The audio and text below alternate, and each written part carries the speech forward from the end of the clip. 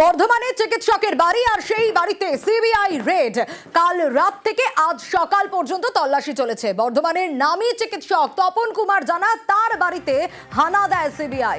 বর্ধমানের হাতিশাল এলাকায় চিকিৎসকের বাড়িতে রেড। কি উদ্ধার হলো, কেন এই হানা সিবিআই এর, আরো বিস্তারিত জানাতে পারবে শরদিন্দু রয়েছে আমার সঙ্গে।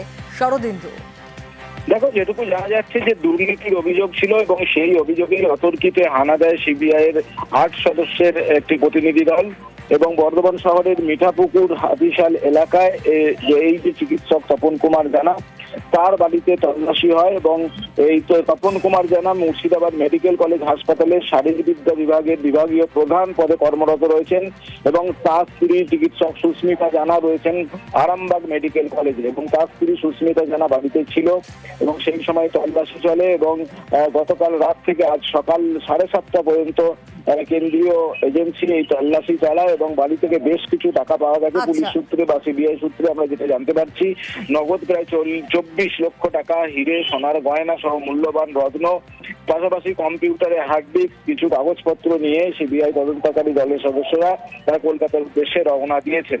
এখন এ ব্যাপারে বাড়ির লোকেরা কিছু বিস্তারিত জানাতে পারছেন না। চিকিৎসক তপন কুমার জানা তিনি বাড়িতে ছিলেন না, তার স্ত্রী এই যে সুস্মিতা জানা তিনি এই যে তল্লাশি হয়েছে সে কথা স্বীকার করেছেন।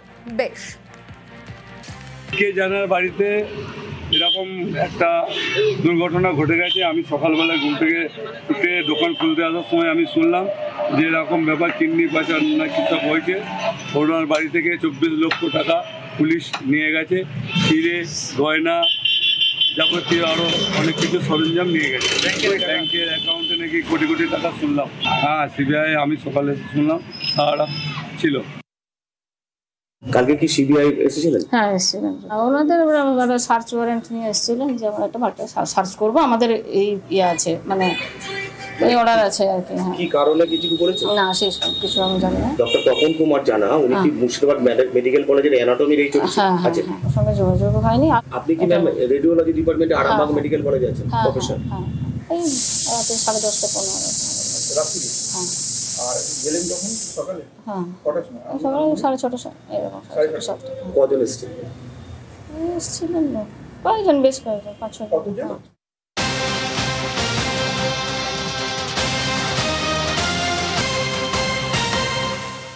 সাইবার প্রতারণার ফাঁদে বাঁকুড়ার সরকারি কর্মী ইন্দাসের রেজিস্ট্রি অফিসের হেড ক্লার্ক তার টাকা চোট হয়ে গেছে। কিভাবে জানেন? 11 দফায় প্রায় 4 লক্ষ টাকা চোট হয়ে গেছে তার। কিন্তু কিভাবে, দেবব্রতর কাছ থেকে জানবো। দেবব্রত, কিভাবে এই সাইবার প্রতারণার শিকার হলেন তিনি, যে এভাবে দফায় দফায় অ্যাকাউন্ট থেকে টাকা গায়েব হলো?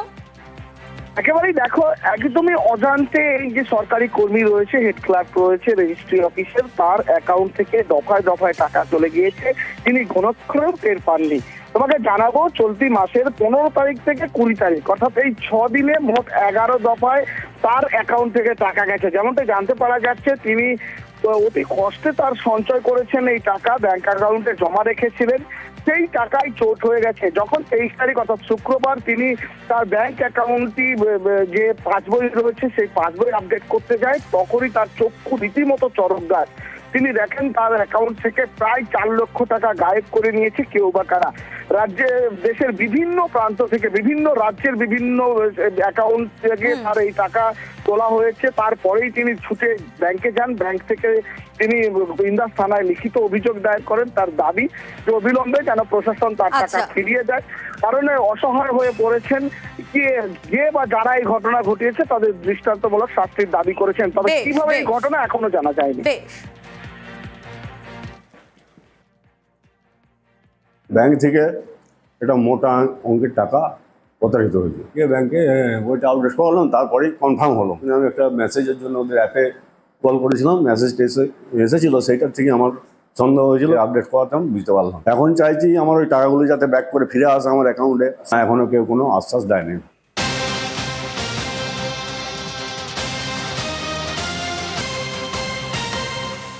মহিলার গোপন মুহূর্তের ছবি ভাইরালের অভিযোগ, আর তাতে গ্রেপ্তার করা হয়েছে ফটোগ্রাফারকে।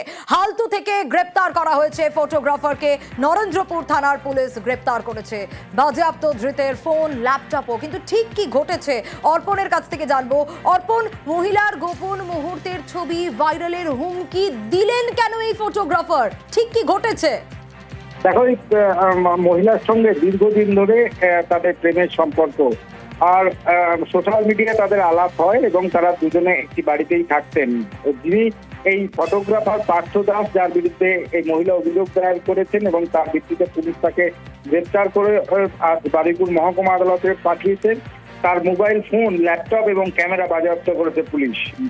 পুলিশ সূত্রে যেটা খবর, যে দীর্ঘদিন ধরে একসঙ্গে থাকছিলেন এবং তার এই মহিলার কাছ থেকে পার্থ প্রায় 2 লক্ষ টাকা নিয়েছিল। সেই টাকা ফেরত চাওয়ার পরেই তাকে ব্ল্যাকমেল করা হয় এবং তার গোপন ছবি, সেই ছবি ভাইরাল করে দেওয়ার হুমকি দেওয়া হয় এবং পাশাপাশি তার এক আত্মীয়র কাছেও সেই ছবি পাঠিয়েছে, এমনটাই পুলিশ সূত্রে জানা গিয়েছে। এই ঘটনার অভিযোগ পাওয়ার পরেই পার্থকে গ্রেপ্তার করে পুলিশ। আজ তাকে বারুইপুর মহকুমা আদালতে পেশ করা হয়। বেশ।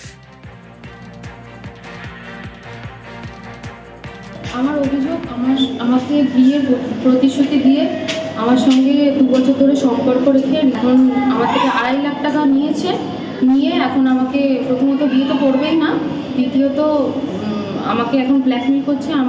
আমার অজান্তে আমার ভিডিও আর আমার ছবি তুলে আমাকে ব্ল্যাকমেল করা হচ্ছে।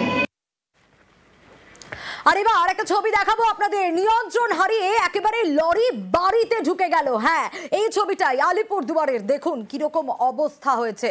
অল্পের জন্য রক্ষা পাওয়া গেছে। একেবারে লরি নিয়ন্ত্রণ হারিয়ে ঢুকে গেল বাড়িতে। শামুকতলা রোডে এই দুর্ঘটনা। আলিপুরদুয়ারের সামনে দোকান, পিছনের অংশে রয়েছে বাড়ি। দুর্ঘটনায় এক বৃদ্ধা জখম পর্যন্ত হয়েছেন। বাসিন্দাদের উদ্ধার করা হয়েছে, তবে লরির চালক পলাতক। অনেক লোকজন আমরা বাড়িতে ছিলাম। আমার দোকান বাড়ি সম্পূর্ণ ভাঙছে। আমার দিন হাজিরা মানুষের বাড়ি কাজ করে খাই।